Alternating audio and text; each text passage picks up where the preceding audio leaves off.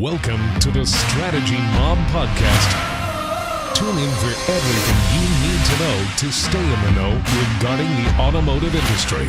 Here's your host, Jason Harris. COVID was horrible. The pandemic's horrible. It's done some, but there are some things that have affected in certain industries that actually start to make positive effects. And one of them is that this monster ball of change all of a sudden having to happen. I mean, I give our industry sometimes pretty hard time. It's from love, though. It's not just me giving them a hard time.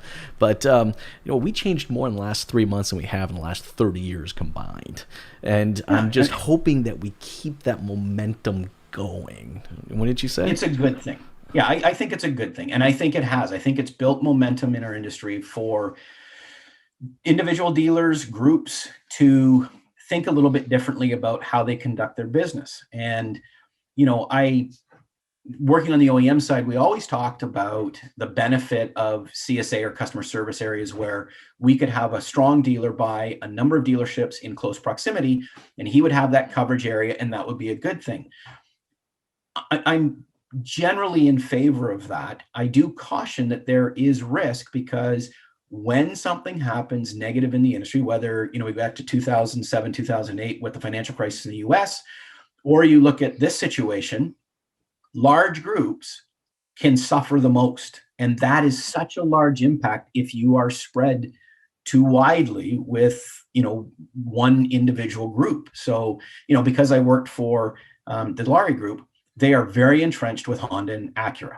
Okay. Now, very strong group, very, very good at what they do. I think they've weathered this situation better than some of the other groups in Canada. But there are some out there that, again, if you're too entrenched and something bad happens in the industry, it can really bugger your flow of product, your inventory management. It can change everything from an OEM. It changes a lot. I mean, I hate to say, there are some groups that handle this real well. And then I hate to say it, Ted, there's a lot of groups that just stuck their heads in the sand, their fingers in their ears, and la, la, la, la, la, la, la, until this all was over, and the way it affected their staff. I was talking to salespeople and controllers and managers of some of these bigger, larger groups that, for 3 months straight didn't hear a single piece of communication come out of their group. So I'm with you. I mean, when you're that big and you're that strong and you're that size of ship, you can do some really amazing positive things with it, but also unfortunately you can just hunker down and just wait out the storm. Well, you think about the economic impact, because banks, as good as they were to dealers trying to help out, the one thing that they said they weren't going to do is not charge the interest. So you have a group that's got, across Canada, let's just say 1,000, make it simple, we'll say 1,000 cars, and that every one of those cars is 25,000 on average. And when you get the numbers broken down, you're paying 2.5% floor line on that every single month, and you're not selling in the volume you used to. The financial impact is ridiculous, right?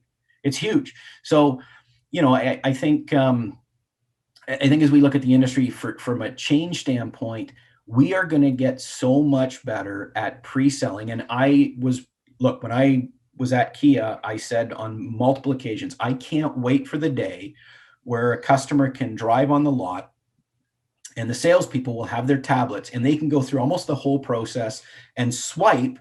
And the swipe sends it to the manager inside, and the manager can approve everything and swipe it back. And he can look, he said, congratulations, as you sit there, you now own that vehicle, and really give them quotes in real time and process in real time. And that's what COVID's done. We have to do that now. I mean, as an industry, you have to be able to answer customers remotely. You have to be able to answer customers in real time.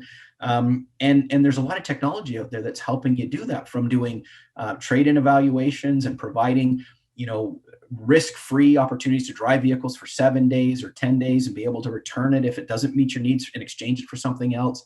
I think FAF Group also, it's 7 days and you can return it if you want with no penalties. Yeah, I saw that. That was pretty cool. There are groups out there that are providing services like a lot of other smaller industry do already. Well, that's a good point. I mean, I think for anybody to be truly successful over this next period, it's not enough that we just meet the customer's expectations.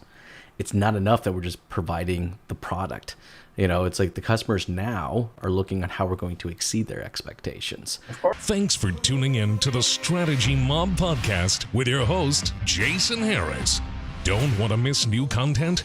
Be sure to sign up to Be a Mobster at strategymob.com to stay in the know.